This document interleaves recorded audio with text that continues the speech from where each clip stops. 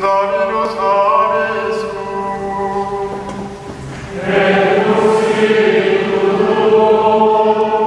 Lectio Sancti Evangelii secundum Ioannem. gloria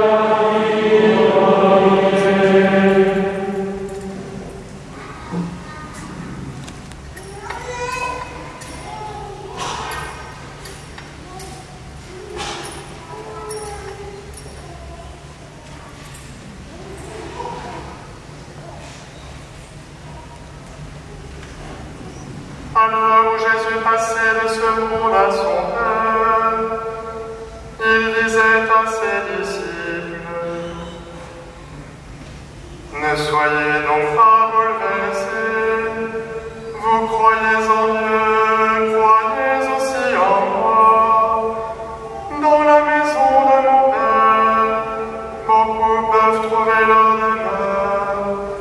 Sinon, est-ce que je vous aurais dit, je pars vous préparer une place? Quand je serai allé vous la préparer, je reviendrai vous prendre avec moi. Et là où je suis, vous y serez aussi. Pour aller où je m'en vais, vous savez le chemin. Thomas lui dit: Seigneur, nous ne savons même pas où tu vas. Comment pourrions-nous savoir le chemin? Jésus lui répond: Moi, je suis le chemin, la vérité, la vie.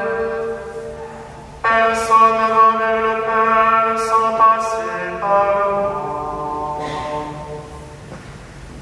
Verbum Domini.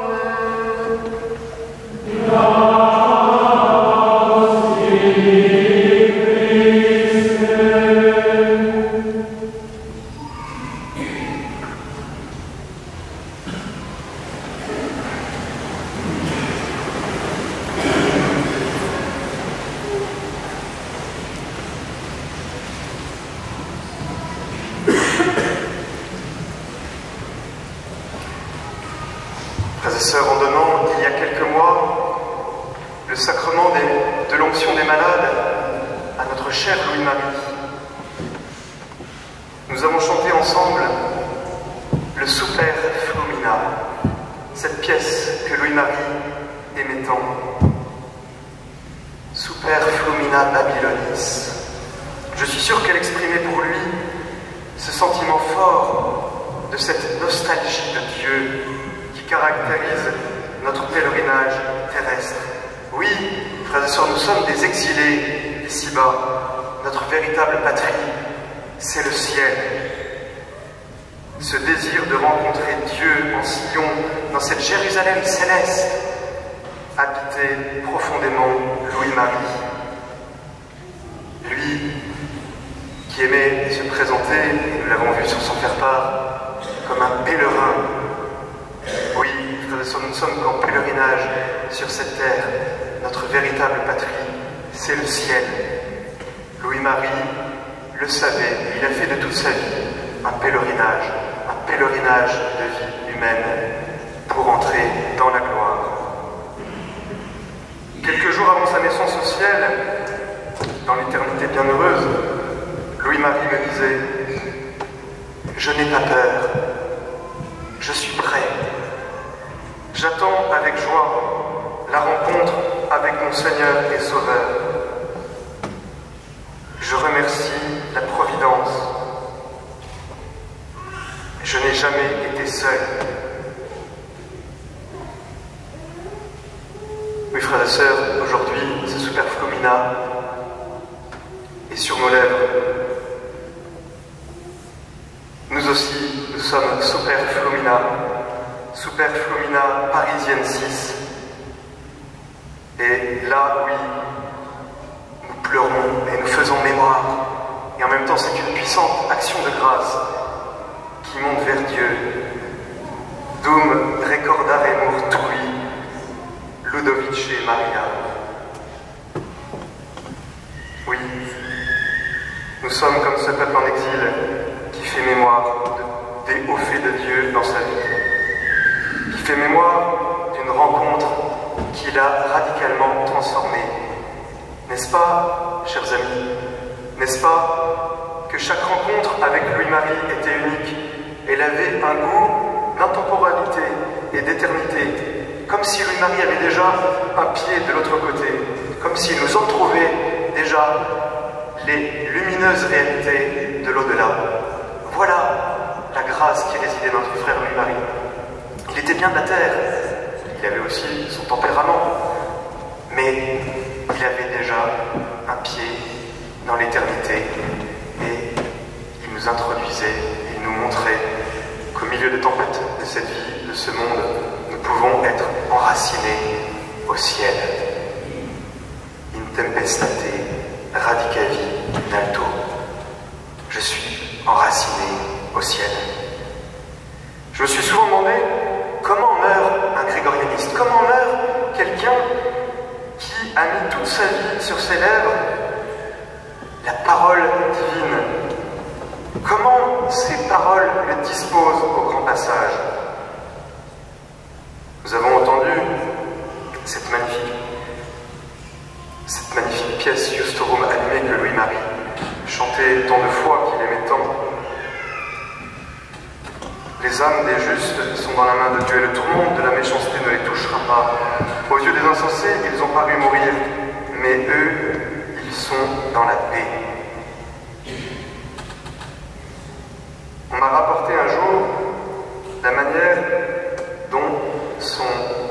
de quelle manière sont passés de ce monde dans l'autre monde les moniales qui vivaient à Nagasaki le jour où la bombe est tombée sur cette cité catholique. On rapporte que c'est le docteur Nagai, Takashi Nagai, qui rapporte que alors que des cris s'élevaient dans toute la ville, soudain un chant s'élevait tout près de l'hôpital où il se trouvait et accueillait les réfugiés. Un chant s'élevait. Et il a entendu, lui qui était familier de la liturgie grégorienne de la cathédrale de Rakami, il a entendu s'élever ces hymnes grégoriennes, les unes après les autres, comme un chapelet, une louange offerte à Dieu. Et le chant devenait de plus en plus faible jusqu'à s'éteindre complètement. Et le lendemain, le docteur Nagai aperçut et reconnut les corps des moniales bénédictines entourés des enfants dont elles s'occupaient. Ils étaient tous morts et ils avaient terminé leur pèlerinage terrestre en chantant, en élevant vers le ciel ces hymnes grégoriennes qui habitaient leur mémoire. Admirable exemple de ces femmes pétries de prières, habitées par ce chant venu du fond des âges et qui ne trouvaient rien de mieux faire à l'heure ultime que de rendre à Dieu sa parole et de faire monter une louange unanime vers le Seigneur, comme nous l'avons entendu dans cette magnifique épître aux Colossiens, par des psaumes, des hymnes et de libres louanges, chantez à Dieu dans vos cœurs votre reconnaissance. Je suis sûr que pendant tous ces longs mois de combat pour Louis-Marie, il a été bien sûr habité et baigné de toutes ces pièces, de toute cette mémoire. Memento verbi tui servo tuo domine. Souvenez-vous de votre parole à votre serviteur, Seigneur, en laquelle vous m'avez donné espérance. C'est elle qui m'a consolé dans mon humilité. Et Marie aimait beaucoup cette petite communion. Memento verbi tui. Oui. Bien sûr, je crois que c'est là peut-être le plus beau cadeau que Louis-Marie nous a fait. Cette mémoire vivante de tant de pièces. Je vous imagine, les uns et les autres, pendant vos études, être là dans les transports en commun, dans le métro, dans le bus, eh bien, répétant et répétant encore et encore et encore ces pièces, et être habité de cette parole humano-divine, et de poser un regard neuf sur le monde qui vous entoure, sur les réalités d'ici-bas, à la lumière de ce chant. Oui, cette connaissance orale des pièces donne une force intérieure inouïe, inouïe. Je suis sûr que oui, c'est là le beau trésor, le grand cadeau que Louis-Marie nous a fait. Cette mémoire, cette tradition orale, vivante. Car désormais, jusqu'à notre dernier souffle, nous allons être habités de ces pièces. Jusqu'à notre dernier souffle, nous allons pouvoir les chanter en toutes circonstances. D'ailleurs, on raconte que dans les camps, la fameuse baraque des prêtres de Dachau, eh bien, pour se donner du courage, les prêtres faisaient appel à cette mémoire vivante, de même que nos frères juifs qui récitaient eh bien, les psaumes. Cette tradition orale est un trésor inouï, et dans le monde qui est le nôtre, si sec, si desséché, eh bien, nous pouvons la puiser une sève pour avancer libre. Je suis sûr que c'est cette mémoire vivante aussi qui a donné une telle liberté intérieure à Louis-Marie.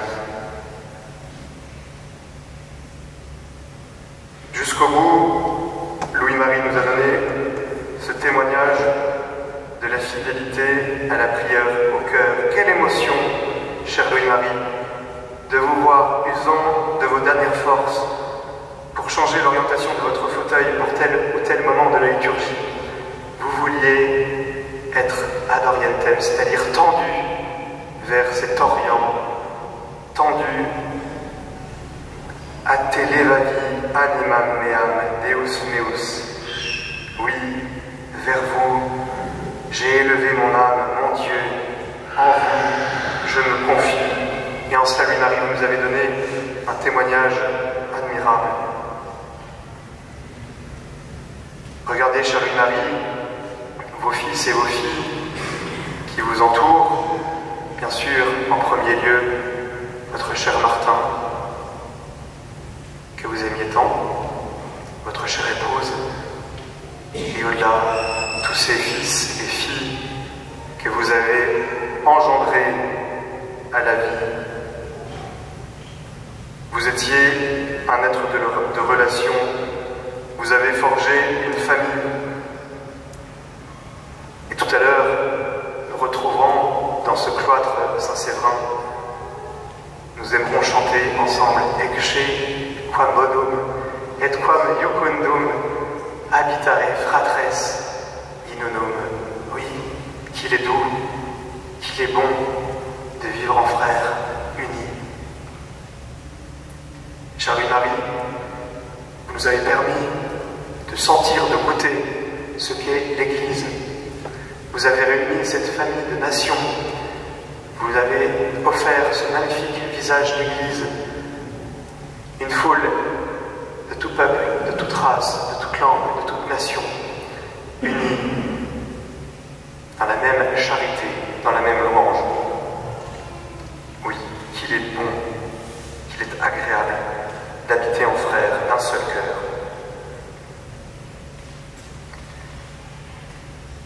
Louis-Marie m'en voudrait si, dans ce florilège des pièces qu'il a tant aimées, je ne citais pas le Christus factus est.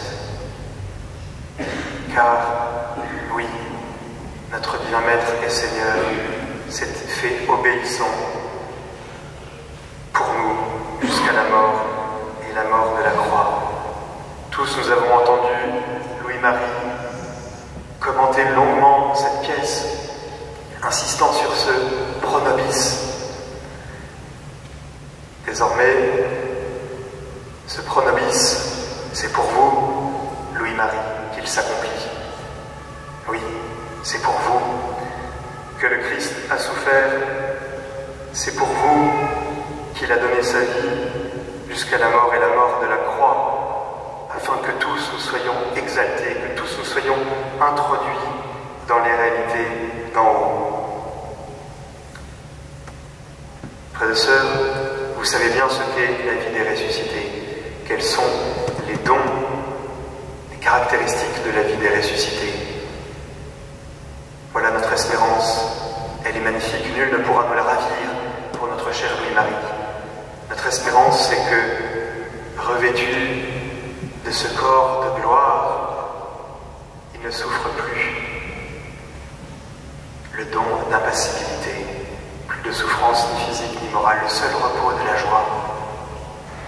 Notre espérance, c'est qu'il soit revêtu du don de clarté, ce don de science.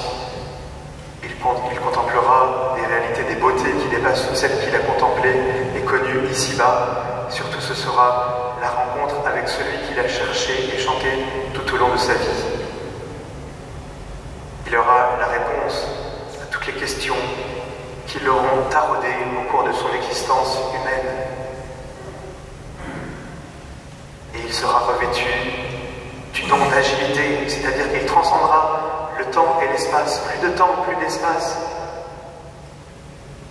Il nous accompagnera d'une manière nouvelle, il intercédera pour nous, jusqu'au jour où nous aussi nous entrerons dans cette patrie céleste. Louis-Marie nous laisse un immense héritage. Nos épaules peuvent sembler bien faibles pour le porter.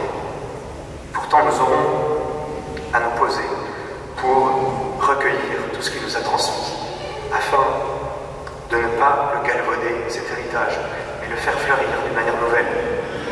Bien sûr, vous, d'abord, ces fils et filles du cœur grégorien de Paris,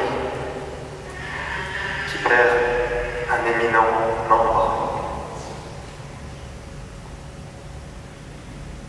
Mais au-delà, toutes les succursales, j'oserais dire, de par le monde, nous aurons bien sûr à recueillir ce que Louis-Marie nous a transmis, afin de le faire fructifier, de le transmettre aux jeunes générations. Tradidi et quod accepti. J'ai transmis ce que j'ai reçu.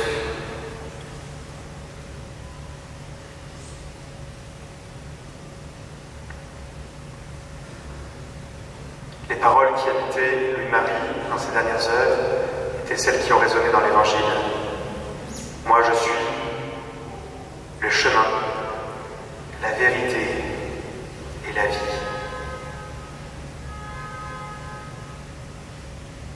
Ce sont ces paroles que Louis-Marie a demandé à notre chère Angela de recopier sur cet ambon comme un signe de transmission à celle qui bientôt recevra la grâce du baptême. Car Louis-Marie, nous le savons bien sûr, a engendré beaucoup d'âmes à la grâce de Dieu en les introduisant dans la beauté de la foi au mystère vécu. Louis-Marie aimait signer ses lettres Pax. Alors, maintenant d'un seul cœur, d'une seule âme, unum cor et anima una, nous pouvons dire du plus profond de nos cœurs, Pax tibi. Pax tibi, Ludovice Maria. Pax tibi.